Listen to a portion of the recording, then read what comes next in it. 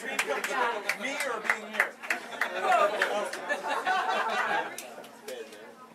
So, on every street in every town, there's that weird house with a weird family and a weird front yard, and just the weirdness. And that was my house in my town. So, I spent the first 7 years of my life in Philadelphia, except for this really brief time where we moved to Lebanon because my mom decided that getting some country living would be good for us, only that was right before the 3 Mile Island thing happened. And I swear to God, I have photographic evidence that I did not have curly hair until after that. And so we then moved back to Philadelphia. But after my mom had 3 kids with my dad, she decided the marriage didn't work out. She got divorced and we moved again. And this time we moved from Philadelphia to this lovely suburb of Philadelphia, which I won't mention. And, okay, it's Narberth. It's really trendy, but back then it was, you were Narb and you were not cool. But now it's a great place to live. So we moved there, and I thought it was this, I moved into this wonderful house, and I was so happy. I thought, wow, there's just so much room here. And my mom, marrying a very Catholic man, decided to impress his family, and she kept having kids. Pretty much one every single year. And she would take me aside and say, Melissa, I have to tell you something, because I was the oldest. And I would say, oh God, Mom, not another one. It was so embarrassing, because there was this family on the next street, which really, I have to keep that anonymous. They had 10 kids, and they were, like, really embarrassing. Like, no one wanted to have 10 kids in their family. And, oh, excuse me. And so, she kept having more and more kids, and they would announce it on the loudspeaker at school. And they would say, like, congratulations, Melissa, like, her mother just had another baby, and we were getting dangerously close to 10, and I was just really worried about that, because I didn't want to be the biggest family in the neighborhood.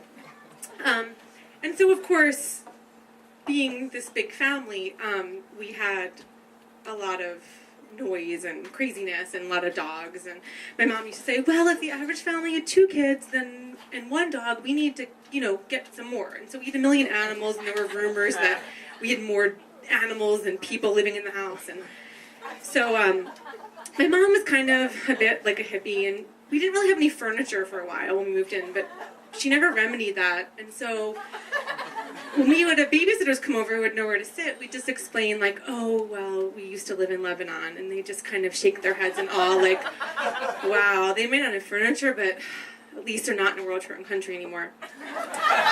And so we were just that family, and we had the 3 oldest. We had the run of the 3rd floor, and our dad was like, oh, we're going to paint this whatever color you want, so in the meantime you can write all over it.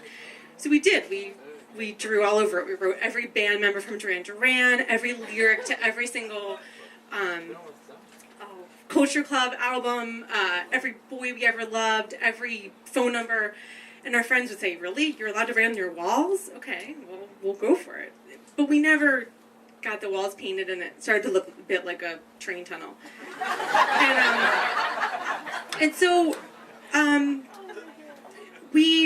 my mom was a little ahead of her time. Recycling wasn't really cool then in the 80s. It was all about living big. And she would pack our lunches in these, like, 10 times used brown bags. And I remember sneaking my bag under the lunch table and unrolling it secretly and digging into this bread bag, this old bread bag full of old breadcrumbs with my whole wheat peanut butter sandwich and my carrot sticks for a snack, and I would just pretend, like, if I think hard enough, I can pretend that it's tasty cakes and yummy things. And I remember one of the times one of my friends from high school stopped by, and this was when, right in the middle of, my mom didn't allow TV, and so we were bored a lot of the time, but at one point my stepdad had rented a camcorder to record the birth of my sister number 7. And they were all my siblings were gathered around the camcorder, and for some reason the video wasn't blank, it was taped over a porno film. So in between, like, the family, like, saying hi and waving and my sister being born, there were, like, moments of porn in between.